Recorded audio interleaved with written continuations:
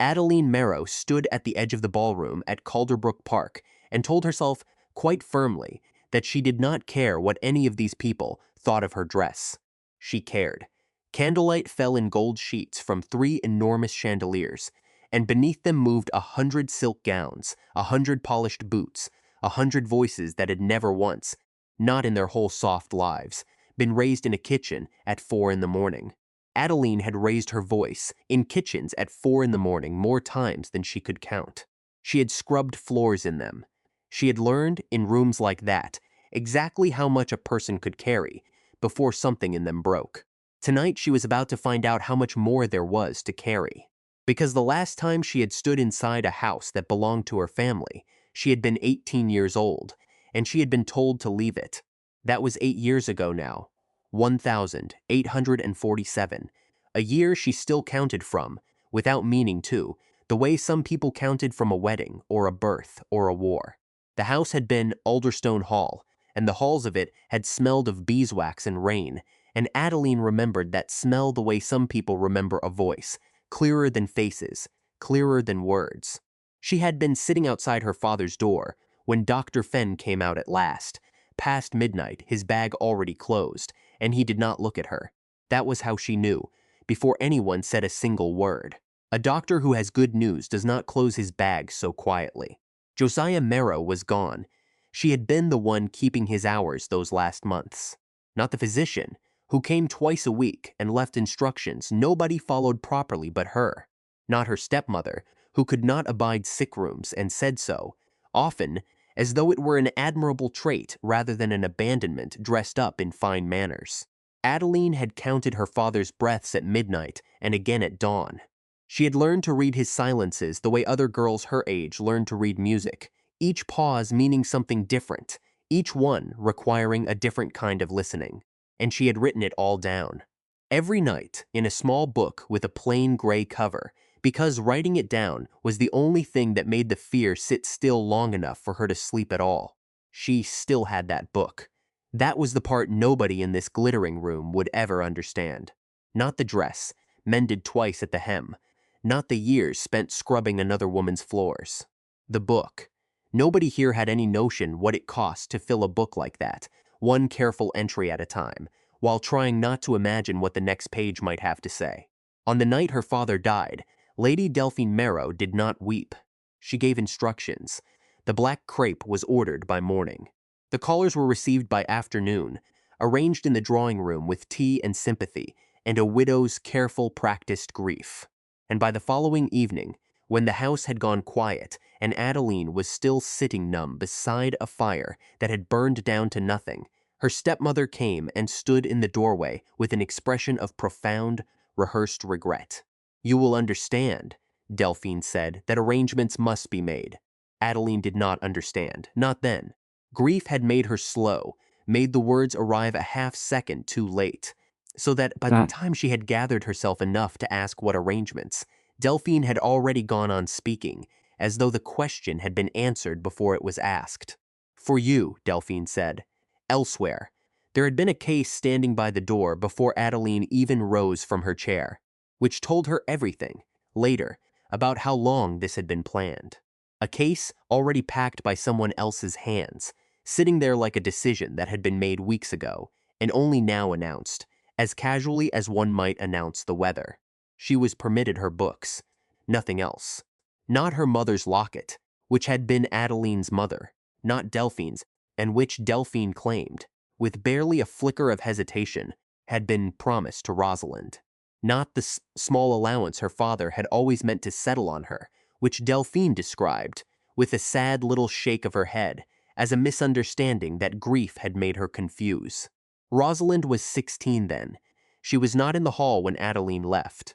Adeline had asked for her, had asked twice, her voice cracking the second time in a way she was deeply ashamed of, even now, 8 years later. Delphine said the child was resting and would not be disturbed, and that was that. No further discussion. As though Rosalind were a piece of furniture that might be damaged by too much handling.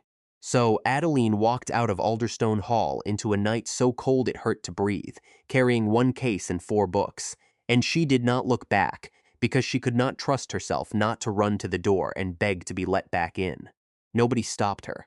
Nobody came after her. She told herself, riding away in a hired cart with a stranger who smelled of tobacco and asked no questions, that she would write to Rosalind the moment she was settled. She did write. She wrote from the first inn that took her on as a scullery maid, and from the second, and from every place after that for years, long past any reasonable person's hope of an answer. No answer ever came, which was its own kind of grief, worse in some ways than the funeral itself, because a funeral ends.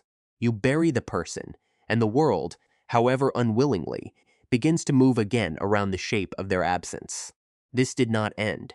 This simply went on, year after year, a wound that never quite closed, because nothing ever came to close it. By the time Adeline turned 20, she had scrubbed the floors of 3 coaching inns between Wiltshire and London, had washed linens until her knuckles cracked and bled in the winter cold, and had stood over a laundry copper so many hours a week that she stopped noticing the small burns along her forearms, the way one stops noticing an old ache that has simply become part of the body's ordinary weather.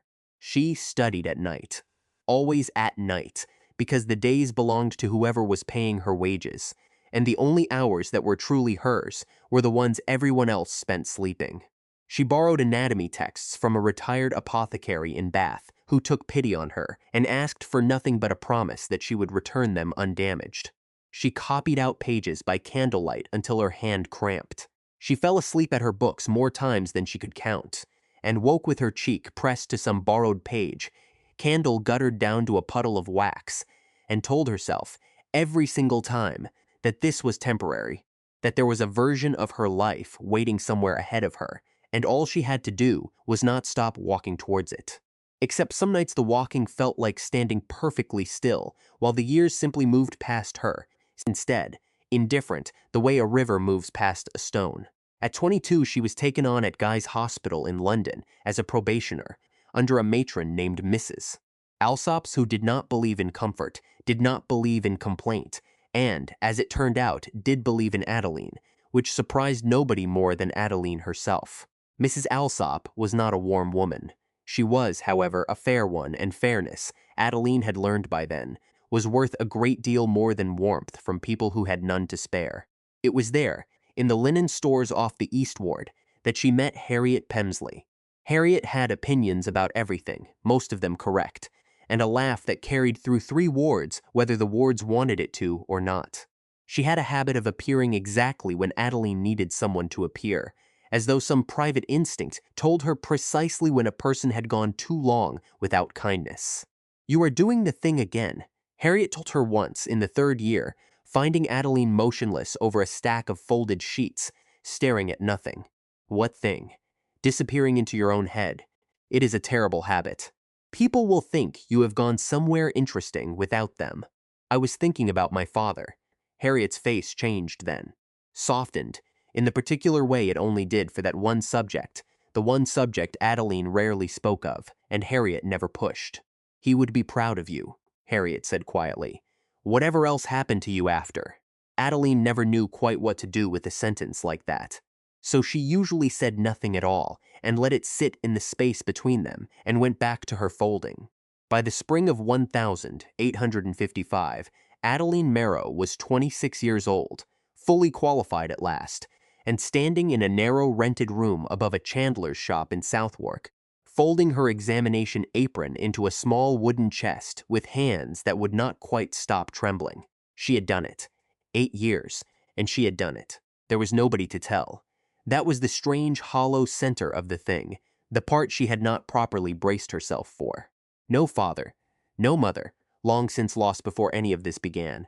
No sister who would come running with her arms out the way Rosalind used to, small and fierce, shouting, "Ada, Ada, look what I found," over some pebble or feather or bent nail that meant nothing to anyone in the whole world but her. A knock came at the door.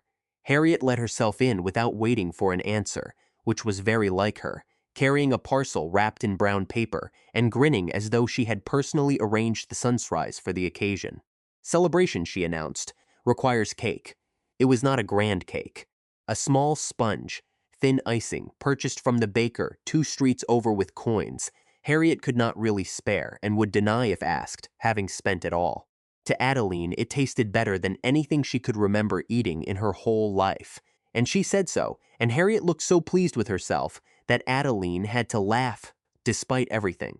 They sat by the little stove and ate in comfortable silence until Adeline's eyes drifted, as they always did on nights like this, towards the small wooden chest at the foot of her bed. Inside it, beneath the folded apron, sat a plain gray book with a cracked spine, its pages soft now from handling, though she had not opened it in over a year. Because some things, once you open them, do not close again quite so easily. She had learned that the hard way more than once, and had grown careful about which doors she allowed herself to stand in front of on any given evening. The second knock came the following afternoon, while Adeline was still at the hospital finishing the last of her duties before her certificate would be formally entered into the register. Her landlady handed it up without comment when she returned. An envelope of heavy cream paper, edged in gold, addressed in a hand Adeline had not seen in 8 years, but would have known anywhere on earth. Rosalind had always looped her letters like that, wide and hopeful, every stroke leaning slightly forward, as though every word she wrote might turn out to be exciting before she had even finished writing it. Adeline stood very still in the small front hallway, holding it, aware of her own pulse in a way she usually was not. "Open it then," Harriet said from behind her, having followed her up the stairs uninvited, as usual. "Or stare at it until it opens itself. Whichever you prefer. I have all evening." Adeline broke the seal. Lady Rosalind Marrow requested the honor of her presence at her marriage to His Grace, Tobias Rennick, Duke of Calderbrook. For a long moment, Adeline could not make her eyes move past the first line. The letters seemed to swim slightly, rearrange themselves, as though her mind were refusing delivery of information it had not asked for and did not want. "Well," Harriet said, reading over her shoulder with no shame whatsoever, "that is certainly something." "It is a joke," Adeline said. "It has to be." "Which sort of joke?" "The sort that ends with me standing in a room full of people who have spent 8 years believing I abandoned my own family. That sort of joke. The sort that has a punchline, and the punchline is me. You do not know that." "I know exactly that," Adeline said, and heard her own voice sharpen in a way that surprised her. "Because I know Delphine. I have known her a great deal longer than I would have liked." Harriet set down her cup very deliberately, the way she did when she meant to say something Adeline would not want to hear. "Then burn it," she said. "You owe that house nothing. Not your presence, not your dignity, and certainly not another chance to be humiliated in front of people who already think the worst of you before you have even entered the room." Adeline knew she was right. Knew it the way she knew anatomy, cold and factual and entirely without comfort, a truth that did not care whether it was welcome. And yet there was a small girl somewhere underneath all these years, still holding a pebble out with both hands, still calling her big sister in a voice that had not yet learned caution, and that girl would not let the invitation go. No matter how sensibly, Harriet argued, no matter how many good reasons stacked themselves neatly against going at all. "I have to see her," Adeline said quietly. "Whatever this is. Whatever it costs me to find out. They will hurt you, Ada. Perhaps. And if they do, then I will have gone anyway," Adeline said. "Because not going has already cost me 8 years. I will not let it cost me the rest of my life as well." Harriet did not argue further after that. She only reached across and squeezed Adeline's hand, hard, the way she did when words were not going to be enough for what needed saying. That night, after Harriet had gone home, Adeline knelt beside the wooden chest and lifted out the gray book at last, her fingers hesitant on the cover, as though it might still be warm from the last time she had touched it. She opened it to a page near the middle, in her own younger, unsteadier hand. "He slept 4 hours before midnight," the entry read. "Woke frightened and did not know me at first. I told him I would not leave the room. He believed me." Her throat closed around something she had no name for. She had promised her father she would not leave him, and then, days after he was gone, she had been made to leave everything else, the house, the gardens, the sister, who did not come to say goodbye, all of it taken from her in the space of a single terrible afternoon. Perhaps that was reason enough to go back. Not for Rosaline's sake, not even entirely for her own, but because the girl who had written that page at 17, frightened and steady all at once, deserved eventually to walk through that door again and not flinch. Before she left London, there was one further matter Adeline could not quite make herself ignore. Her father's affairs had been handled all those years ago by a firm of solicitors in Salisbury. She remembered dimly a mention once, from an old family clerk long since retired, of a small trunk of her father's personal effects that had never been sent on after his death. His watch, his spectacles, small things, things that would mean nothing at all to Delphine and everything, still, after all this time, to Adeline. If she was going back into that world regardless, she decided, standing in the gray morning light with her traveling case already half packed, she would go back for those as well. It seemed, somehow, a way of making the journey mean something beyond simply being looked at. The office of Price and Fenwick stood on a quiet street near the cathedral close, its brass plate freshly polished, its windows dark with the particular gloom of a place that dealt, day in and day out, in other people's misfortunes. A young clerk showed Adeline into a small waiting room, asked her to sit, assured her that Mr. Price would attend her presently, and then, in his haste to return to whatever he had been doing, left the connecting door not quite shut behind him. She had not meant to look. She had not at first even meant to listen. But a raised voice carries, and a name carries further still, and the name she heard, spoken sharply from the other room, was her own. "Marrow," the voice said. "Before the wedding, Cornelius. Not after. If this is not settled before the wedding, it cannot be settled at all, and you know precisely what that means for both of us." Adeline sat very still, her gloved hands folded in her lap, every muscle in her body suddenly, entirely awake. There was the sound of papers being gathered, quickly the scrape of a drawer closing, and then the clerk's flustered face reappearing in the doorway, apologizing, ushering her further from the room rather than into it. Mr. Price, he said, had been unexpectedly called away on urgent business. Perhaps she would return another day, when matters had settled. She caught, for no more than a heartbeat, a glimpse of the desk beyond him before the door swung further shut. A ledger lying open. Her father's name at the top of the page, in handwriting she did not recognize. And beside it, underlined twice, a date she did not have time to read properly before the door closed entirely, leaving her alone in the waiting room, with nothing but the echo of a sentence she could not stop turning over. Then the door closed. Adeline walked back out into the gray Salisbury afternoon, with her heart beating somewhere near her throat, that single overheard sentence circling in her mind like a bell that would not stop ringing, no matter how firmly she tried to silence it. Before the wedding, not after, which meant this had never been only about a dress, or a seat placed too close to the bride's table, or 8 years of silence dressed up now as a sudden, inexplicable celebration. Something else was moving beneath all of it, something with a date attached, a date somebody wanted reached, before certain matters could be settled. And but whatever that something was, Rosaline's wedding was not simply the place where it might be revealed. It was, Adeline understood, with a coldness that settled slowly and permanently into her chest, the deadline itself.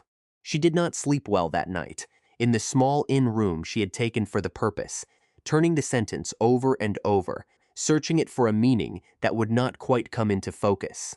By morning she had decided, without entirely deciding, that whatever waited for her at Calderbrook Park, she would walk into it with her eyes open. She had spent 8 years being underestimated by people who assumed a woman with nothing had nothing left to notice. She did not intend to prove them right. The carriage to Calderbrook Park took the better part of a day, through green Hampshire lanes still wet from morning rain, hedgerows heavy with late blossom, the occasional church spire rising gray against a sky that could not quite decide whether to clear. Adeline spent most of the journey in silence, her gloved hands folded tightly in her lap, that single overheard sentence still circling, joined now by older, quieter ghosts. A case already packed by the door, a locket promised to someone else, a sister who did not come to say goodbye. By late afternoon, the great house came into view at last, pale stone rising above acres of clipped lawn and ancient oak, white tents already glowing along the terraces in the low golden light, servants moving between them like a hive that had recently been disturbed. Carriages far finer than her own rolled up the long gravel drive, one after another, releasing silken lace and easy practiced laughter into the warm evening air. Adeline stepped down from her hired carriage and stood for a long moment simply looking up at it all, the scale of it, the sheer unbothered confidence of a house that had never once had to justify its own existence to anyone. Somewhere inside that house was a sister who had not written to her in 8 years. Somewhere inside it, too, was whatever Cornelius Price had been so desperate to settle before tonight. Whatever deadline this evening had quietly become without her knowledge or consent. She smoothed her plain, twice mended dress with hands that were, for the first time in a very long while, not entirely steady, drew one long breath, and walked towards the door, because there was, she reminded herself, nothing left to do now but go through it. The entrance hall of Calderbrook Park rose 3 stories above her, marble and candlelight, and the low golden roar of 200 voices all speaking at once, and Adeline stood just inside the door for a moment too long, because her feet had simply stopped moving on their own, the way a person's feet sometimes do at the edge of very cold water. A footman took her invitation. Read it twice, which nobody's invitation required reading twice. Looked at her dress. Looked at her gloves, mended at one seam in a way she had hoped nobody would notice in poor light. Looked, finally, back at her face, and in the half-second that followed, she watched him decide, with the swift, practiced efficiency of a man who had spent his whole career sorting guests into categories, exactly what kind of guest she was. "This way, my lady," he said, in a tone that suggested she was not entirely a lady at all, only a lady adjacent, a lady on loan, and led her through into the crowd without waiting to see whether she followed. Silk everywhere. More silk than Adeline had seen in 8 years combined, moving past her in waves of rose and ivory and deep jewel blue, and diamonds catching the chandelier light and throwing it back in small, deliberate flashes, as though even the jewels here had been trained, from birth, to draw the eye at precisely the right moment. Adeline felt her own plain gray dress, twice mended at the hem, grow heavier with every step she took into that room, as though the weight of 200 silent assessments had settled bodily onto the fabric itself. She had scrubbed floors in worse rooms than this. She reminded herself of that deliberately, the way she reminded a frightened patient to breathe. Had stood over laundry coppers until her arms shook with the effort of it. This was only a room, only candles and cloth, and people who happened by accident of birth to have never once gone hungry. Except a room had never looked at her quite like this before. Not all at once. Not with such collective elegant precision. A woman near the punch table leaned toward her companion, fan lifted just enough to half conceal her mouth, and murmured something Adeline could not hear but did not need to. Both women's eyes moved to Adeline's dress, then away, then back again, and the second woman's mouth curved into something that was not quite a smile, and was, in its own quiet way, far crueler than an open sneer would have been. Adeline kept walking, one foot then the other. She had learned long ago that the only defense against a room like this was to appear entirely unmoved by it, whatever storm happened to be occurring underneath. She found Rosalind near the grand staircase, and for one unguarded heartbeat, forgot everything else in the room entirely. The dress, the years, the whispers already beginning to travel behind her like the wake of a ship. Because there she was, grown now and beautiful in a way that ached slightly to look at, in ivory silk with fresh white roses, woven through hair that used to tangle constantly with brambles from the orchard behind Alderstone Hall. But underneath the gown, underneath the careful arrangement of hair and jewels, Adeline could still see her exactly as she had been. 7 years old, breathless, holding out a pebble with both hands as though it were the single most important discovery ever made by any child in the history of the world. "Ada, look what I found." Rosaline's eyes met hers across the crowded hall. Something flickered there, quick and unguarded, gone almost before Adeline could name it. Surprise, certainly, but underneath the surprise, something closer to fear, the particular fear of a person watching a door open that they had spent years hoping would simply stay shut. Then it was gone, folded neatly away, tucked behind the smooth, practiced warmth of a hostess, greeting a guest she did not particularly know, a warmth Adeline recognized instantly, because she had spent an entire evening at that ballroom already watching Delphine perform an identical version of it. "Thank you for coming, Adeline." Not Ada. Adeline. Two syllables that had once been four, warm and familiar, worn down now to something formal and careful, the sort of name one used for a distant cousin one had met perhaps twice. "You look well," Adeline managed, because the alternative was saying nothing at all, and silence in that moment felt like the more dangerous choice. Rosaline's gaze had already begun drifting past her, toward someone more important standing just beyond her shoulder, a gentleman in an exquisite blue coat waiting with obvious impatience to offer his congratulations. "Adeline, darling," a voice called out from somewhere to her left, and it ended almost before it properly began. "A pleasure," and then Rosalind was gone, swept off into the crowd on a current of silk and expectation, and Adeline stood alone at the bottom of the staircase, with 8 years of longing curdling slowly, unmistakably, into something far colder. A painful emptiness settled behind her ribs, sharp enough that she had to breathe through it deliberately, the way she once taught frightened patients to breathe through pain that had no obvious cause. She had not expected an embrace. She told herself that firmly, several times over, standing there at the foot of the staircase, while the party continued around her as though nothing at all had happened. She had not expected tears or an apology or anything so foolish as that. She had perhaps expected to matter slightly more than a pleasure, offered on the way past to somebody more interesting. Lady Delphine Marrow arrived the way weather arrives. All at once and entirely impossible to ignore, her emerald gown sweeping across the marble floor with a sound like a held breath finally released. "Dear Adeline," she said warmly, and the warmth was so convincingly assembled, so beautifully pitched for the ears listening all around them, that for one terrible second Adeline almost believed it despite everything she knew. Delphine embraced her lightly, the scent of orange blossom and something colder underneath it, and murmured, "For the benefit of every ear within 20 feet, we are so very pleased you accepted our invitation." Then she stepped back, studied Adeline's dress, slowly, deliberately, with an expression of gentle, devastating pity that had clearly been rehearsed for exactly this moment. "How practical," Delphine said. "I imagine nursing teaches one to manage with so very little. It is, I am sure, a valuable skill." Laughter rippled through the small circle gathered nearby. Soft, polite, devastating precisely because it was so beautifully mannered, so entirely without the crudeness that might have let Adeline dismiss it outright. Adeline said nothing. She had learned, in 8 years of scullery work and hospital wards, exactly how to hold her face still while something inside her went on quietly bleeding, unseen by anyone in the room. It got worse before it got better. "My stepdaughter," Delphine told a fresh cluster of guests an hour later, "has spent the last several years supporting herself." The words themselves sounded almost admirable.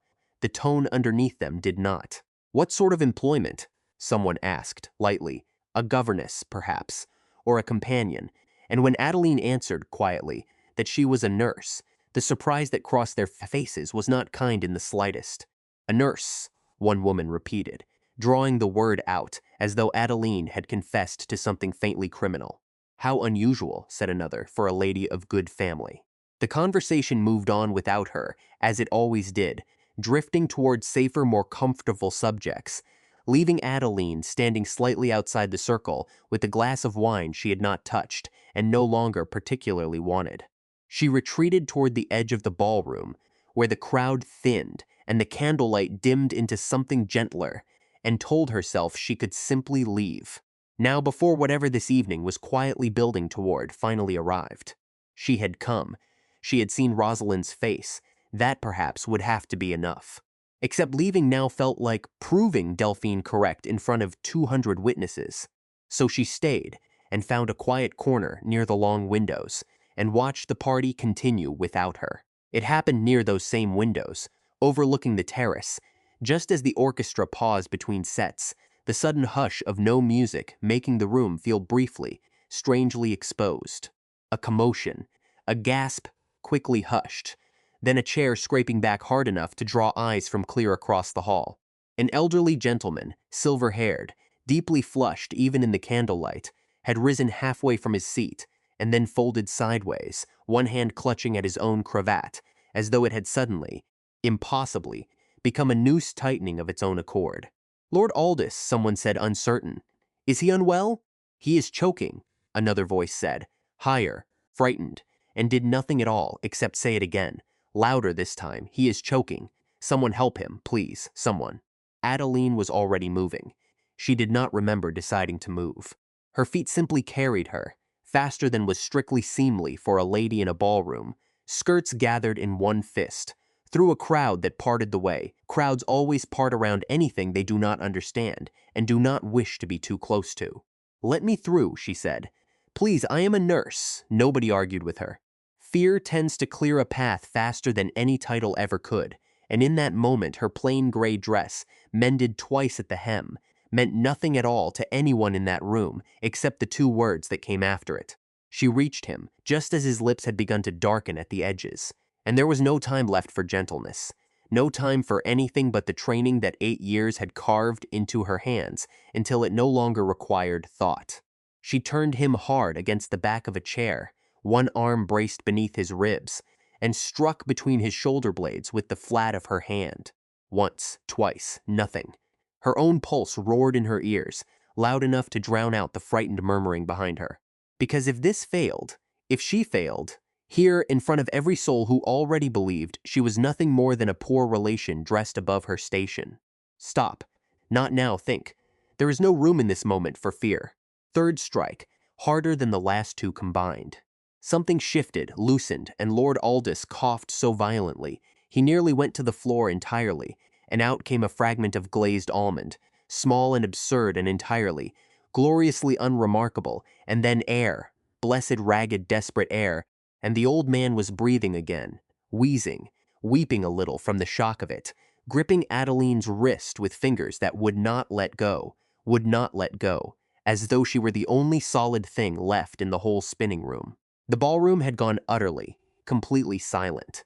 200 people, and not one sound anywhere among them, until Lord Aldous, still half bent over the chair, looked up at Adeline with wet, astonished eyes and said, quite clearly, in a voice that carried to every corner of the hall, "You saved my life." Someone began to clap, hesitant at first, then more, spreading through the crowd like something catching a light.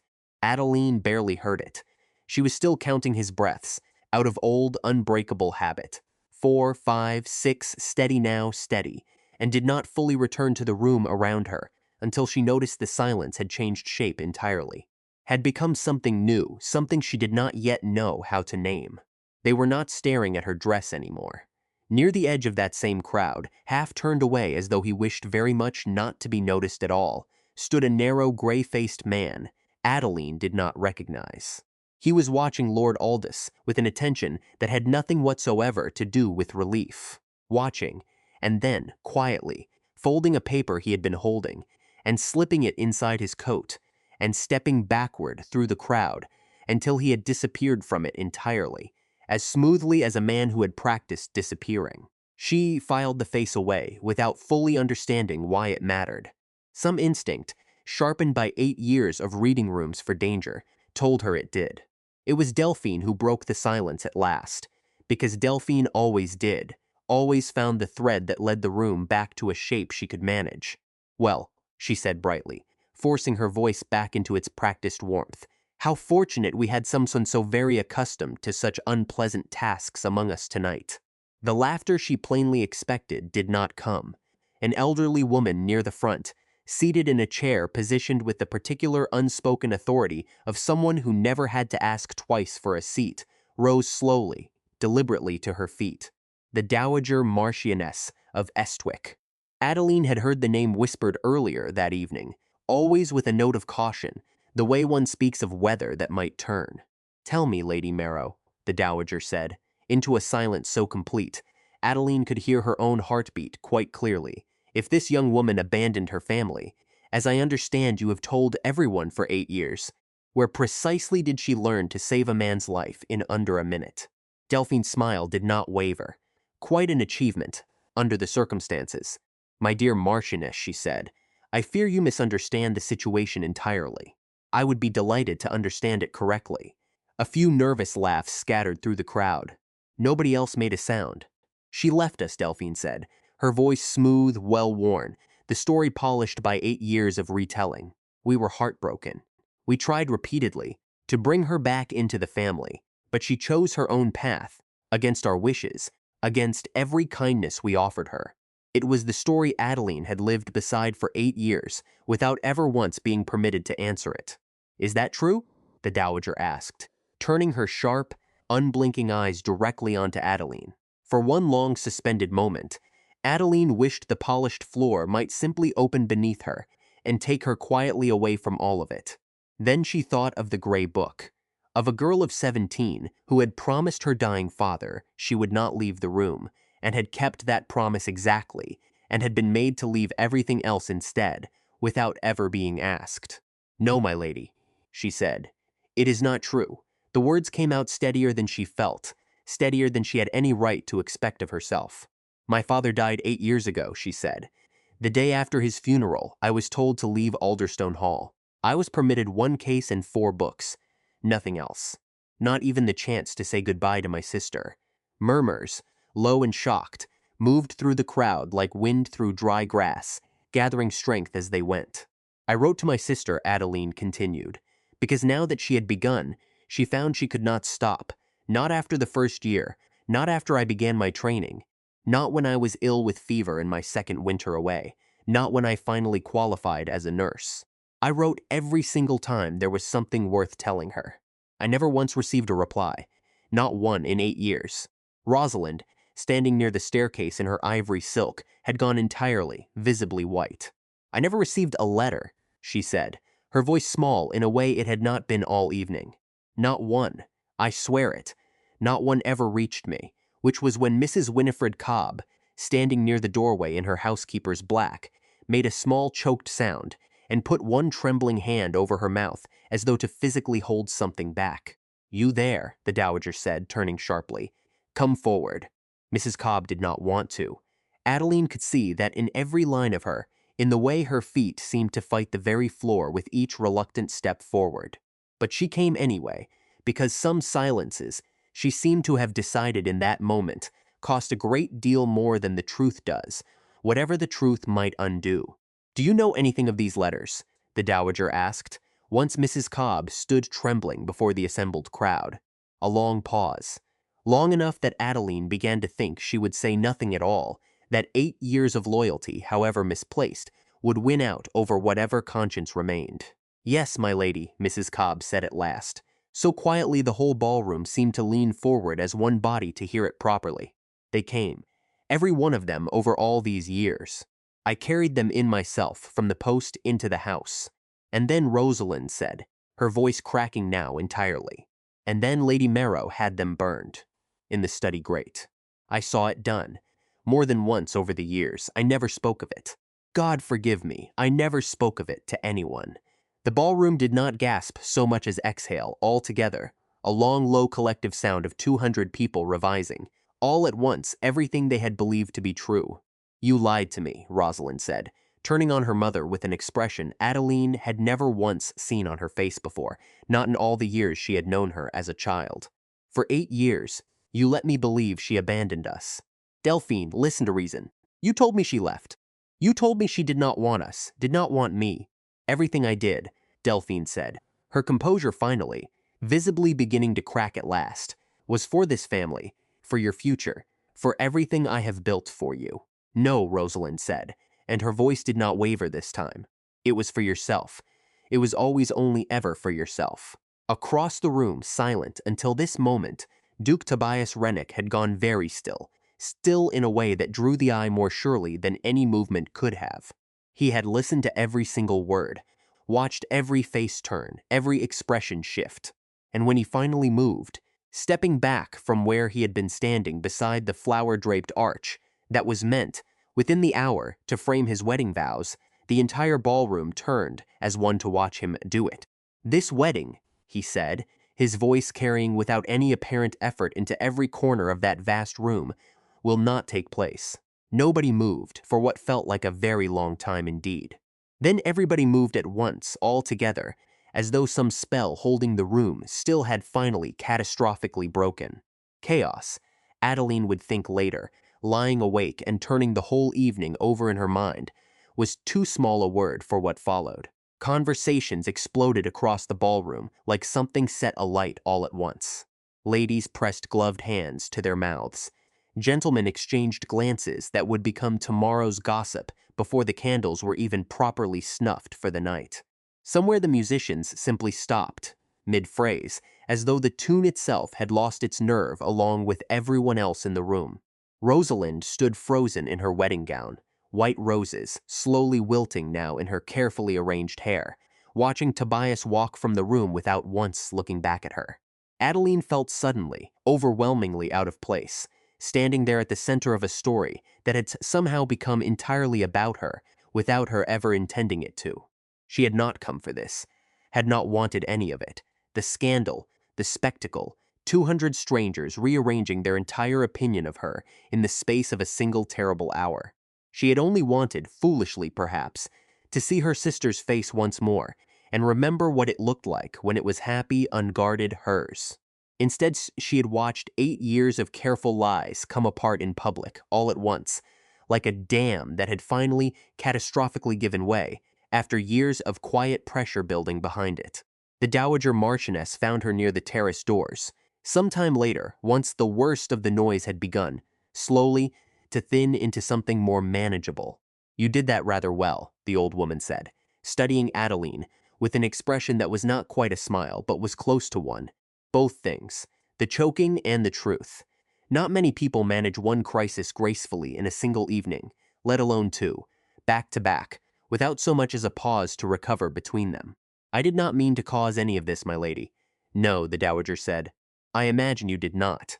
That is usually precisely how the truth arrives when it finally does. Uninvited, and entirely inconvenient for the people who spent years building their whole lives around hiding it from view." Adeline said nothing further. There did not seem to be anything left worth saying, not after everything that had already been said for her, around her, about her. As she turned at last to find her cloak, to find the door, to find her way back to the quiet rented room above the chandler's shop, where surely none of this could possibly follow her, she caught sight of something across the emptying hall that she would think about for days afterward, turning it over and over like a stone in her pocket. Delphine, standing rigid near the base of the stairs, her composure in visible ruins, her face still arranged into something resembling dignity out of sheer, stubborn, lifelong habit. And beside her, for no more than a moment, the narrow gray-faced man from earlier, the one who had folded his paper away and vanished into the crowd the very instant Lord Aldous had begun to breathe again. He leaned close to Delphine's ear, said something too brief, too quiet for Adeline to catch even a fragment of it across the width of the hall. Delphine's face, wrecked as it plainly was, went very still.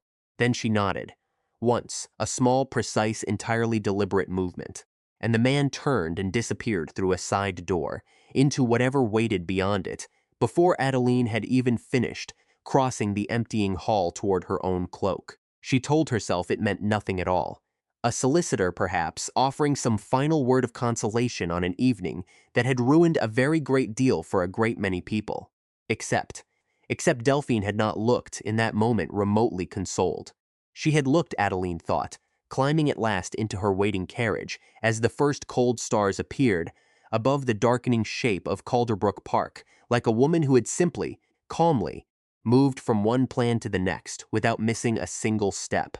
The horses pulled away down the long gravel drive, past the white tents, still glowing uselessly in the dark now, empty of the celebration they had been built for, and Adeline sat back against the worn seat and closed her eyes, exhausted in a way that had nothing whatsoever to do with the lateness of the hour.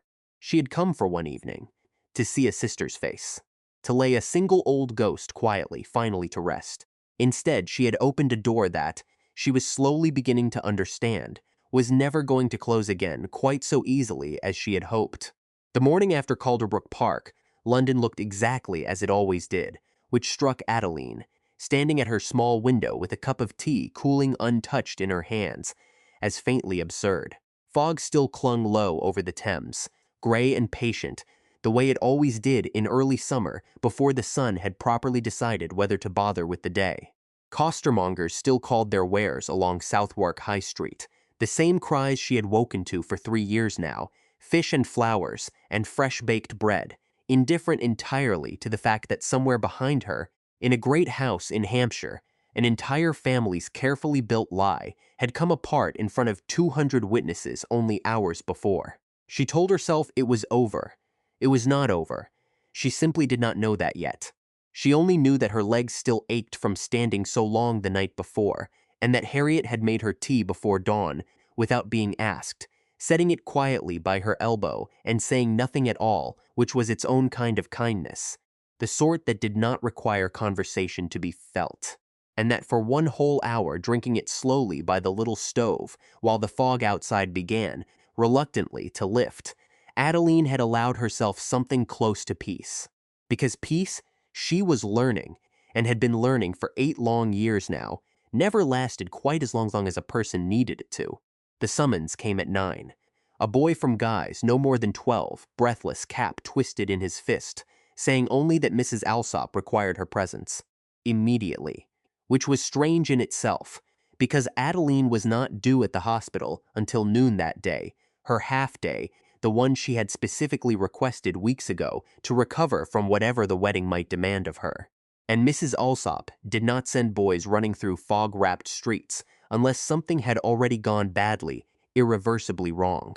Adeline's first thought was a patient, someone she had treated recently, some complication arriving in the night that only she would know how to manage. Her second thought, quieter, colder, arrived somewhere around the hospital gates as she hurried through them, skirts gathered in one hand, and she did not examine it too closely because she did not yet have a reason to, and examining fears before they had earned the right to exist felt to her like a kind of surrender. She should have examined it anyway. She would think that later, many times over. The boardroom at Guy's smelled of dust and old varnish, and the particular closeness of a room whose windows were rarely opened, and 5 men sat behind a long polished table with the specific, unhurried stillness of people who have already reached a decision and are only now getting around to the formality of informing the person concerned. Mrs. Alsop stood to one side of the room, not seated at the table with the others, which told Adeline something, some small cold thing, before a single word had even been spoken aloud. "Nurse Merrow," said the man seated centremost, a Dr. Rendell she had spoken, with perhaps twice in 3 years of employment, both times in passing, neither time memorable. "Thank you for coming so promptly." "Of course, Dr. Rendell. We have received a report," he said, and paused there, folding his pale hands atop a paper.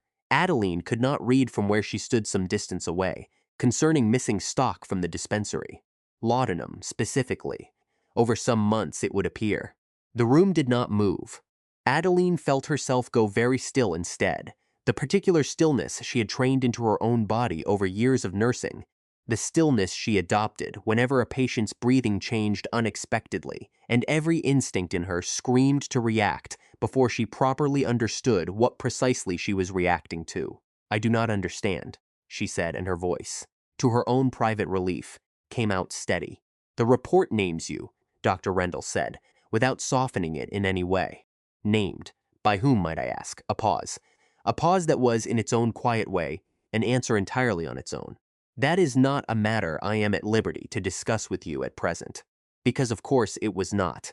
Because whoever had made this report had, it seemed, already been granted more protection than Adeline herself.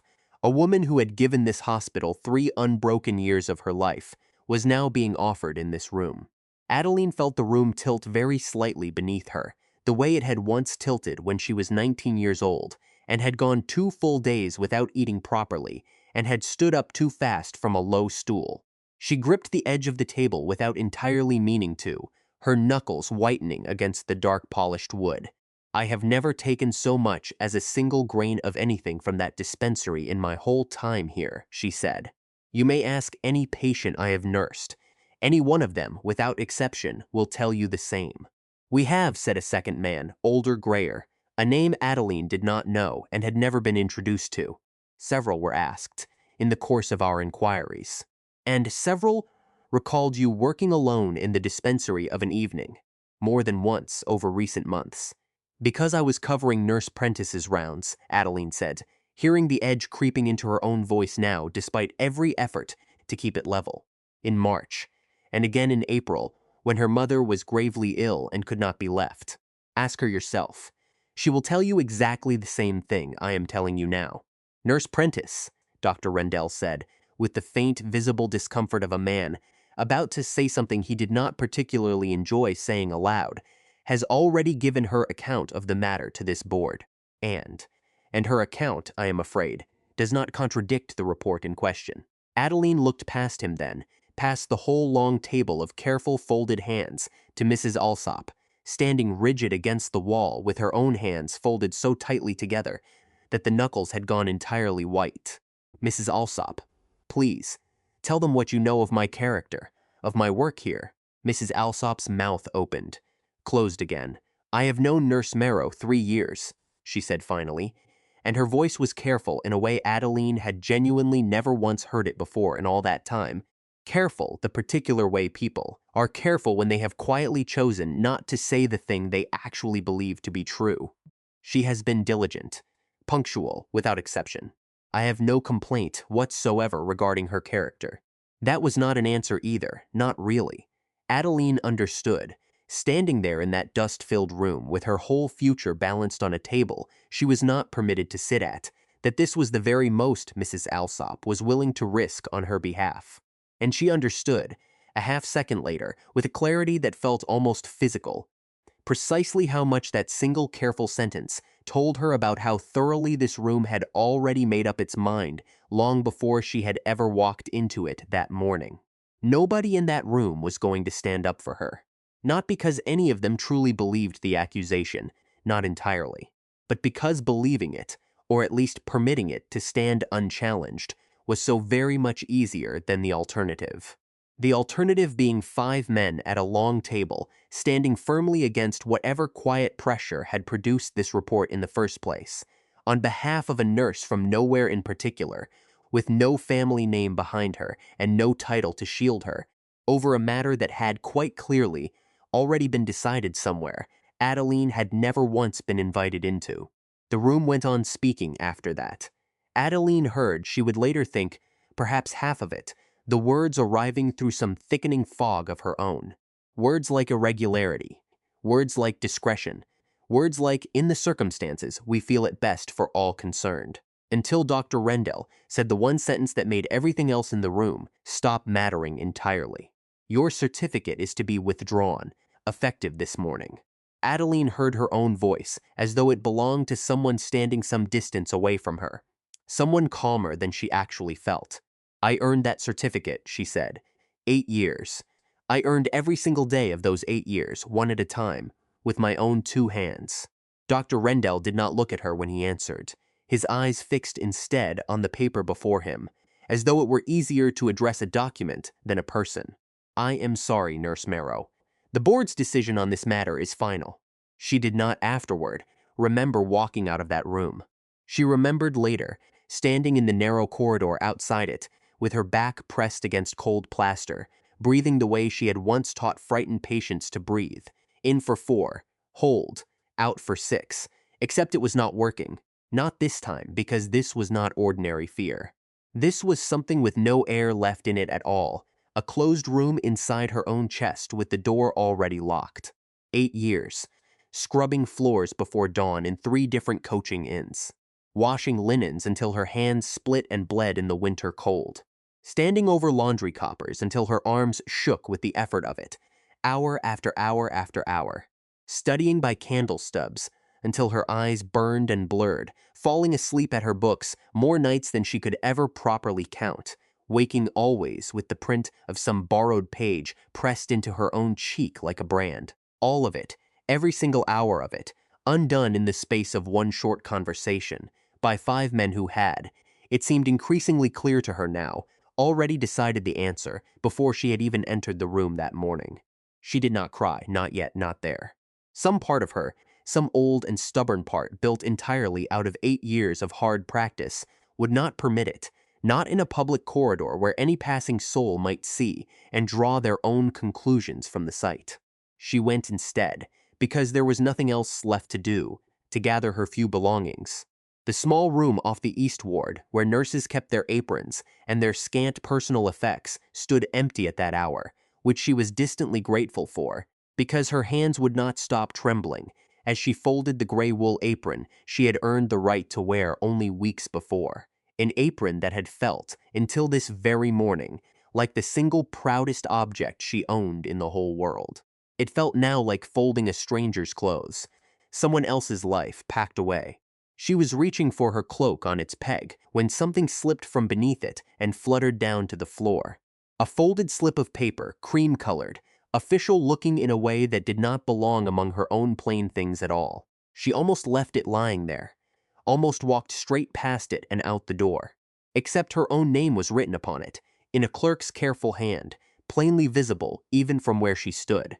She picked it up before she had fully decided to do so, some instinct moving her hand before her mind had caught up, and unfolded it, and stood there in that empty little room reading words that made no sense to her at first, and then, slowly, horribly, began to arrange themselves into a shape she understood all too well. It was a receipt, for payment rendered. The sum itself was not enormous, not the sort of figure that would ruin a man outright, but not small either. The sort of amount that meant something of real consequence had changed hands for some particular purpose, and at the very bottom, in the same clerk's careful hand, a name Adeline had never once heard spoken aloud before that week. Cornelius Price. She stood frozen there, the paper trembling slightly between her own fingers, and felt the entire shape of the last 2 days rearrange itself in her mind all at once, like furniture in a room, she had thought. Until this very moment, she understood completely. Price, the office near the cathedral close in Salisbury.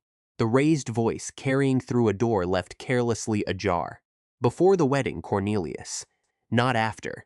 If this is not settled before the wedding, it cannot be settled at all, and you know precisely what that means for both of us. And the narrow, gray-faced man at Calderbrook Park, folding his own paper away, the very instant Lord Aldous had drawn breath again, disappearing swiftly into the crowd, only to reappear hours later at Delphine's side, murmuring something far too quiet for Adeline to catch across the width of the emptying hall. The same man.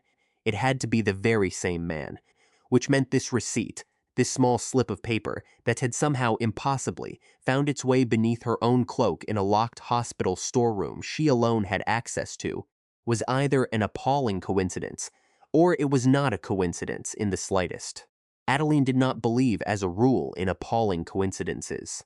8 years of nursing had taught her that much clearly, if nothing else at all. Symptoms did not simply arrange themselves by accident, one atop another, in precisely the pattern most likely to mislead. Neither, she suspected now, sitting alone in that small storeroom with her whole professional life folded into a wooden chest at her feet, did ruin arrange itself by chance. She sat down slowly on the narrow bench along the wall, still holding the paper, and made herself think it through properly, methodically, the way she had once been carefully trained to think through a difficult diagnosis. Not what did this feel like, in the raw, wounded moment. What did the evidence itself actually say, stripped of all feeling? It said someone, somewhere, had paid Cornelius Price a considerable sum for something. It said that payment, or some record of it, had somehow ended up in her own possession, in this particular room, on this particular morning, mere hours after her certificate had been quietly, efficiently withdrawn. And it said, whether by careful design or by some extraordinary stroke of bad luck she found increasingly difficult to credit, that the timing of it all sat far, far too close beside the public collapse of Rosaline's wedding to be nothing more than empty chance. Someone's wanted her discredited, not simply inconvenienced, not merely embarrassed in front of a ballroom full of strangers who would forget her by autumn. Discredited. Stripped entirely of the one single thing she had built with her own 2 hands over 8 relentless years, the one thing no family name and no dowry could ever have handed to her freely, the thing that made her something more, something other, than the poor forgotten relation. Everyone gathered at Calderbrook Park had already quietly decided she must be. Because a nurse without her certificate was no longer, in the eyes of the world, a professional woman of any particular consequence. She was simply once again a woman with nothing at all to her name. Adeline folded the receipt very carefully, with hands that had finally mercifully begun to steady themselves, and slid it into the lining of her glove, where it would not easily be discovered by accident, and sat very still for a long moment in that small empty room, listening to the ordinary sounds of the hospital carrying on, entirely indifferent, beyond the closed door. She thought of the study grate at Alderstone Hall, of 8 years' worth of letters going up in flame there, one careful page at a time, while Delphine stood by and calmly assured herself that nothing lost in that fire had ever truly mattered. She thought unwillingly of one further thing, that whoever had arranged this had known, with real precision, exactly where and how to reach her. Not simply that she happened to be a nurse employed at Guy's. Which particular peg her cloak hung upon, which small room she used to keep her few belongings. Details a stranger passing through the wards could not possibly have known without some manner of help from someone already inside these walls, someone with reason and opportunity both. Which was, she found, its own particular kind of cold, settling now somewhere beneath the anger. Harriet found her a little over an hour later, sitting on the front step outside the hospital gates, with her small bundle of belongings gathered beside her, staring at nothing in particular, the fog finally beginning to burn away above the rooftops. "Someone told me," Harriet said, quite breathless, having plainly run the entire distance from the linen stores without pausing once. "Ada, please, tell me it is not true. Tell me there has been some dreadful mistake." "It is true." Harriet sat down hard beside her on the cold stone step, all the fight momentarily gone out of her entirely, her shoulders dropping. "They cannot simply they can," Adeline said quietly. And they have. For a while neither of them said anything further at all. The street carried on its ordinary business around them, carts rattling past, costermongers calling, a boy selling matches on the corner, all of it entirely indifferent to the fact that something enormous, something that had taken 8 years to build, had just quietly ended a few floors above their heads. "It was not the dispensary," Adeline said finally, breaking the silence herself. "What do you mean, Ada?" "I mean, someone wanted this to happen to me. I have proof of it now, or at the very least, the beginning of proof." Harriet turned to look at her properly then, all the earlier softness gone entirely out of her face, replaced by something considerably sharper, something almost fierce. "Tell me everything now," so Adeline told her. All of it. The office near the cathedral, close in Salisbury, the raised voice carrying through a door, left carelessly ajar, the name Price, spoken with such evident urgency, before the wedding, not after. The narrow, gray-faced man at Calderbrook Park, and Delphine's ruined composure settling afterward, disturbingly, into something far too calm for a woman who had just watched her daughter's wedding collapse in front of 200 guests. And now this, a receipt bearing that very same name, tucked with obvious deliberation beneath her own cloak in a locked room only she used. By the time Adeline had finished, Harriet's mouth had gone thin and pale, her earlier softness replaced entirely by something cold and considering. "That is not misfortune," Harriet said slowly. "That is a plan, Ada. Someone built that. I know it. Then what will you do about it?" Adeline looked down at the small bundle of belongings sitting beside her on the step. 8 years, folded now into a square of plain cloth, small enough to be carried away in a single hand. "I do not know yet precisely," she admitted, "but I do not intend to let it stand unanswered. Not this. Not after everything it cost me to build in the first place." Harriet reached over and took her hand then, the way she had the very night the invitation had first arrived at their door, hard, certain, entirely, without hesitation of any kind. "Then you are not doing whatever comes next alone," Harriet said firmly. "Whatever it turns out to be, however long it takes." They sat there together a while longer, two women on a cold stone step, outside a hospital that had, that very morning, quietly decided Adeline Merrow was no longer welcome to set foot inside it. And yet, Adeline turned the small word over carefully in her own mind, testing its weight, the way she used to test a difficult diagnosis before committing herself fully to it.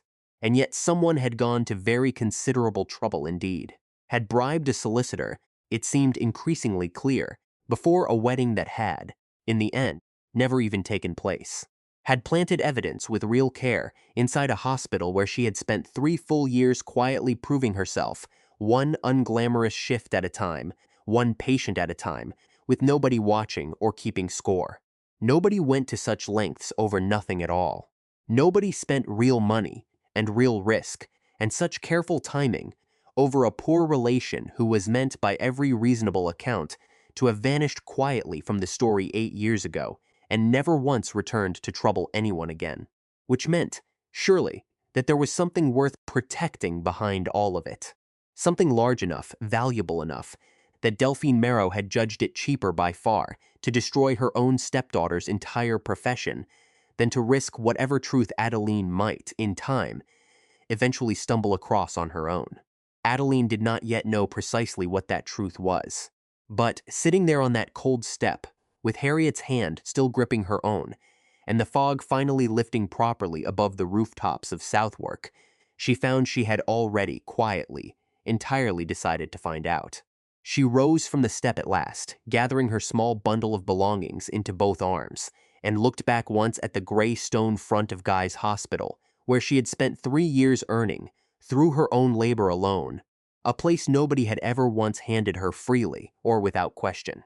They could take the certificate from her, the paper itself, the official seal, the formal entry in whatever register they kept. They could not take the 8 years that had earned it in the first place, nor the hands that still remembered, in their very bones, exactly what they had been so carefully trained to do, nor the particular, stubborn clarity that came only from having already survived a great deal worse than this and walked out the other side of it, still standing upright. "Come," Harriet said gently, rising and taking her arm. "Let us get you home properly before you catch your death, standing about in this damp plotting revenge against solicitors you have never even properly met." "I am not plotting revenge, Harriet."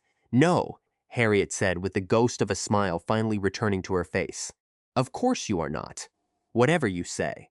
They walked together down the fog-wrapped street, away from the hospital gates, away from the wreckage of the morning, and Adeline found, somewhere beneath the grief and the fury and the aching disbelief of it all, one small, hard certainty settling quietly into place inside her, like a bone set firmly back into its proper socket after a long and painful break. Somebody, somewhere, had made a serious mistake in all of this. They had assumed, quite reasonably from where they stood, that a woman with nothing left to lose would simply lie down quietly and accept what had been done to her. They did not yet understand, not fully, precisely who it was they were dealing with. But Adeline intended, before this was finished, that they would. Harriet walked her home from the hospital gates in near silence, one arm looped firmly through Adeline's, as though she suspected Adeline might simply drift away into the fog if left unattended for even a moment. By the time they reached the narrow staircase above the chandler's shop, Adeline's legs had begun to shake in earnest, not from any illness, but from the particular exhaustion that comes after a body has spent an entire morning holding itself perfectly still against something enormous. "Sit," Harriet said, in a tone that admitted no argument, and Adeline sat. She did not remember afterward precisely how the rest of that day passed. There was tea she did not drink, bread she did not eat, though Harriet placed it beside her twice, patiently, as one might place food before an animal too frightened to feed itself. There was the small wooden chest, still open on the floor where she had left it the night before, the gray book sitting exposed atop the folded apron, and Adeline found she could not look directly at it for very long without her throat closing again. The knock at the door came just as the light outside had begun turning that particular soft gold that meant evening was arriving, whether anyone in that room felt ready for it or not. Harriet answered it, and Adeline heard an unfamiliar voice, low, careful, asking whether a Miss Marrow might be within. Who stepped into the small front room a moment later was younger than Adeline had expected, perhaps 30, dressed neatly, but without ostentation, his coat a plain dark wool that had seen honest wear rather than fashion. He held his hat against his chest with both hands, the way a person does when they are not entirely certain of their welcome. "Forgive the intrusion," he said. "My name is Nathaniel Sterling." I am a solicitor. I believe you will not remember me, Miss Marrow, but I was present at Calderbrook Park last evening." Adeline studied him, some old caution rising in her before she could stop it. Every stranger who had approached her in the last day had cost her something. "I do not recall your face," she said carefully. "No reason you should. I was standing rather far back in the crowd. I saw what you did for Lord Aldous. I have thought of very little else since." He hesitated then, turning his hat once in his hands, and Adeline waited, because she had learned, over 8 years, that people who hesitate before speaking are usually about to say something that matters. "I also happen to know something of Cornelius Price," he said finally. "Which is why, when I heard this morning what had happened to you at Guy's, I did not think it was coincidence." "I do not believe in those either, Miss Marrow." Something in Adeline's chest, some tightly wound thing that had been coiled since the boardroom that morning, loosened very slightly for the first time all day. "Sit down, Mr. Sterling," she said, "and tell me what you know." He told her plainly, without embellishment. He had trained under a firm in Salisbury some years past, before setting up his own small practice in London, and had crossed paths professionally, more than once, with Price and Fenwick. He would not, he said carefully, speak ill of another man's reputation without cause. But he had long suspected that certain matters passing through that particular office were handled with rather more creativity than the law strictly permitted. "I have no proof of anything," he admitted. "Not yet. But I have time, and I have some skill in finding what other men would prefer stayed hidden. If you will allow me, Miss Marrow, I should like to help you find out precisely what is being hidden here." Adeline looked at him for a long moment. He did not look away. "Why?" she asked simply. "Why trouble yourself with any of this?" "Because I watched you save a man's life with your bare hands last night, in front of 200 people who had spent the whole evening deciding you were beneath their notice," he said. "And then I watched this morning as those same sorts of people took away the one thing that made that possible. I find I have very little patience left for that particular kind of unfairness, Miss Marrow. I never have." It was, Adeline thought, the first entirely honest thing anyone outside this small room had said to her in 2 days. "Very well," she said. "Then let us begin." They had not got far. Nathaniel setting out on a borrowed sheet of paper, the little Adeline could tell him of the office near the cathedral close, and the receipt now folded carefully in her glove, when a second knock came at the door. Urgent this time, 3 quick raps followed almost immediately by a fourth. Harriet opened it to find Rosalind standing on the step, hatless, her traveling cloak thrown on over a gown clearly not meant for travel at all, her face white and her hands, when Adeline reached for them, ice cold despite the mild evening. "Ada," she said, and her voice cracked on the single syllable. I did not know where else to go. She would not sit at first. She stood in the middle of the small front room, turning in place slightly, as though the walls themselves might close in if she stopped moving, and it took Harriet pressing a cup of something warm into her hands before she finally lowered herself onto the edge of the narrow bed and began, haltingly, to speak. "I left this morning," she said. "I could not stay in that house another hour. Not after what I heard last night. Not after what she said to me when the guests had gone." "What did she say?" Adeline asked gently. Rosalind's hands tightened around the cup. "She said I had ruined everything, that I had chosen you over her, over everything she had built for us both. She said if I meant to defend you, I need not expect to remain under her roof any longer." "So I did not stay to argue the point," Rosalind said. "I packed what I could carry, and I went straight to the study before I left. I do not know what I expected to find there. I only knew there had to be something, some reason for all of it, something that made sense of 8 years of lies." She reached then into the deep pocket of her traveling cloak and drew out a small bundle of papers, tied together with a length of faded blue ribbon that had clearly once been much finer than it now appeared, the color worn thin at the folds, from handling that had happened long before Rosalind had ever touched it herself. "The lock on the cabinet was old," she said. "It gave easily enough once I found the right key in her writing desk. I do not think she ever imagined anyone would think to look." Adeline took the bundle with hands that were, she noticed distantly, not entirely steady. "What is it?" she asked, though some part of her had already begun to guess, some old instinct rising up from 8 years of learning to read the shape of things, before she was told what they were. "It is father's will," Rosalind said. "The real one, Ada. And there is a letter to you." I have not read past the first line. I could not. It felt like something that belonged to you alone, and I had already taken enough from you without taking that as well. Adeline untied the ribbon with fingers that fumbled twice before the knot finally gave way. The will itself was several pages, dense with the particular formal language of solicitors, and she set it aside for the moment, because underneath it, folded separately, was a single sheet in handwriting she would have known anywhere in the world. Upright and slightly slanted, the hand that had once written out household accounts at the long table in the library at Alderstone Hall while she sat beside him doing her lessons. "My dearest Adeline," it began, and she had to stop there, had to close her eyes for a moment before she could make herself continue. She read it through once, in silence, the room around her gone entirely quiet. Harriet and Nathaniel and Rosalind, all holding perfectly still as though any sound might break something fragile in the air. Her father had written of her kindness, of her steadiness through his illness, when so many in his position might have hired a stranger and looked away from the difficult, unglamorous work of dying. He had written that he wished, more than anything, for her to continue her education, to become whatever she chose to become, unencumbered by whatever difficulties might arise after he was gone. He had written that he loved her precisely as much as he loved Rosalind, not one grain more or less, and that anyone who ever told her otherwise, for whatever reason, should not be believed. He had left her the greater part of everything he owned.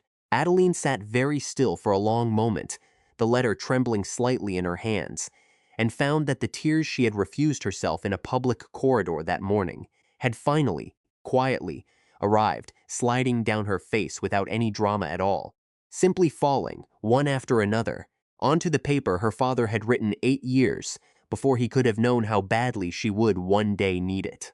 "He did not forget me," she said finally, very softly, as though testing whether the words were true by speaking them aloud. "No," Rosalind said, her own eyes bright with tears now as well. "He never once forgot you, Ada. I am so sorry it took me 8 years to know that." It was Nathaniel, some minutes later, who broke the fragile quiet, though gently, turning his attention with evident reluctance from the emotion in the room to the papers themselves, because someone in that room needed to. "May I?" he asked, and Adeline nodded, passing him the will itself. He read it through carefully, slowly, his finger moving down each page, and Adeline watched his expression change somewhere near the final pages, a small frown gathering between his brows. "There is a codicil here," he said, "an addition, made some months after the main will was drawn up. It alters the earlier provisions rather significantly. In this version, the greater share passes instead to Lady Delphine, with only a modest sum settled on you, Miss Marrow." "That cannot be right," Rosalind said. "I found only the one document." "There would have been 2 copies," Nathaniel said, "one kept by the family solicitor, one retained in the household. This appears to be the household copy of the original will before any codicil was added, which means the version currently held to be valid, the one the estate has operated under these 8 years, must be a separate document altogether." He held the page closer to the window, tilting it into the last of the evening light, and Adeline saw him go very still. "What is it?" she asked. "Look here," he said, and she leaned close. "The signature on this earlier will and the signature I recall seeing, some years back, on a codicil filed with the court, they do not sit quite the same on the page. The slant is not identical. It is a small thing. It could be nothing at all, a man's hand simply tired or unsteady with age. But I have seen forged signatures before, Miss Marrow, and I have learned to trust a small unease before I trust a confident one." The room went very quiet again, differently this time. "If you are right," Adeline said slowly, "then the will that gave Delphine control of everything might not be your father's hand at all," Nathaniel finished. "It is a serious accusation. I will not make it lightly, and we will need considerably more than an uneasy feeling to bring it before any court. But it is, I think, exactly the sort of thing worth pursuing." They had gone no further than that when the third interruption of that long, strange day arrived, this one worse than either of the others. A boy from the street below, sent up by the chandler's wife, breathless with the particular urgency of bad news carried too fast, said only that a woman called Cobb had been found collapsed at her lodgings near the cathedral close, and would not wake, and someone had thought, given the connection to the Merrow family, now spreading through half the servants' halls in 3 counties, that Miss Merrow ought to be sent for. Adeline was on her feet before the boy had finished speaking. They found Mrs. Cobb in a small back room above a milliner's shop, laid on her narrow bed by a neighbor who had found her that afternoon and had not known what else to do but wait and hope. The room smelled faintly of laudanum, sweetish and heavy, and Adeline knew before she had even crossed the threshold, from that smell alone, precisely what she was walking into. She knelt beside the bed and took the old woman's wrist between her fingers, counting the way she had counted 1,000 times before, in wards and sick rooms, and once, long ago, beside her own father's bed at midnight. The pulse was slow, too slow, shallow breaths far apart, the kind that made a nurse count twice to be certain she had not imagined the gap between them. She lifted one eyelid gently and found the pupil drawn down to almost nothing, despite the dimness of the room. "This is not accident," she said quietly, to nobody in particular, though Nathaniel stood just behind her in the doorway and heard it clearly enough. "What do you mean?" he asked. "I mean, this was measured," Adeline said. "Someone gave her far more than any apothecary would prescribe for an old woman's nerves. This is not a dose meant to calm someone. This is a dose meant to make certain she does not wake in time to speak at any trial." There was no time after that for anything but work. She sent the neighbor running for strong coffee, black and bitter, and for cold water, and set Harriet, who had followed close behind her the whole way, to keeping the old woman's head turned properly to one side, and spent the better part of that night doing the slow, unglamorous, essential work that 8 years of training had built into her hands without her ever needing to think about the doing of it. Walking her patient, half carrying her, up and down the narrow room when the breathing grew too shallow for comfort. Forcing small sips of coffee past lips that did not want to cooperate. Watching the clock on the mantel with a fixed, unblinking attention that allowed for nothing else in the world, not her own exhaustion, not the ache still living in her chest from that morning's boardroom, not even the letter from her father folded now against her heart inside her bodice. Somewhere near 3 in the morning, Mrs. Cobb's eyes finally opened properly and stayed open, and focused with visible effort on Adeline's face above her. "Miss Merrow," she whispered, her voice a dry rasp. "What happened to me?" "Someone tried to make certain you would not be able to answer that question when it mattered most," Adeline said gently. "But you are here now, and you are going to be well. I will not leave the room." The old woman's hand found hers and gripped it, weak but certain, and Adeline thought, not for the first time that long night, of a page in a gray book written 8 years before. "I told him I would not leave the room. He believed me." It seemed, somehow, that the promise had simply carried forward, waiting all this time for someone new to need it. The next several days passed in a strange, compressed blur of activity, the kind Adeline recognized from difficult periods on the ward, where every hour folded into the next without proper edges between them. Nathaniel came and went from the small room above the chandler's shop with increasing frequency, each visit bringing some fragment of new information, each fragment fitting, slowly, into a shape none of them yet fully understood. Then, one gray afternoon, he arrived with news that settled over the room like a stone dropped into still water. "Price has moved first," he said without preamble, dropping into the single chair by the stove as though his legs had simply given out. "He means to argue, when this comes before the court, that the will Miss Rosalind discovered is itself the forgery, that she, out of guilt over the collapse of her own wedding, conspired to produce false documents in order to restore her sister's fortunes and ease her own conscience." Rosalind, seated near the window, went white. "That is monstrous," she said. "I found those papers exactly where they had lain for years. I did not write a single word of them." "I know it," Nathaniel said. "But knowing it and proving it in a court of law are 2 very different matters, and Price understands that difference better than most men alive. He means to make you the villain of this story rather than your mother, Miss Rosalind, and he has had years of practice arranging exactly this sort of thing to his own advantage." Adeline felt something cold settle into her stomach. "Then we will simply have to prove it is not true," she said. "We will," Nathaniel agreed. "But I must tell you something else first, and I would rather you heard it from me directly than from anyone else." He paused there, turning his hat once in his hands, the same gesture Adeline remembered from that first evening he had appeared at her door. "My own inn has taken notice of my involvement in this matter," he said finally. "I have been informed, in terms that left very little room for misunderstanding, that continuing to represent your interests against a man of Price's standing would be viewed as, and I believe I am quoting precisely, conduct unbecoming to the profession. I have been given a fortnight to withdraw from the case, or face proceedings that would very likely see me struck from the role entirely." The room went silent. "Then you must withdraw," Adeline said quietly, though something in her chest ached fiercely to say it. "I will not have you ruin yourself over this, Mr. Sterling. Not for me." Nathaniel looked at her for a long moment, something steady and unhurried in his expression. "I have thought a great deal these past days about what sort of solicitor I mean to be," he said. "I could withdraw.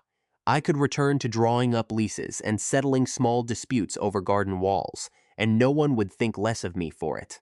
Nobody would even remember I had once tried to do otherwise." He shook his head slowly. "But I watched you save a man's life with nothing but your own two hands, in a room full of people who had already decided you were worth nothing at all," he said.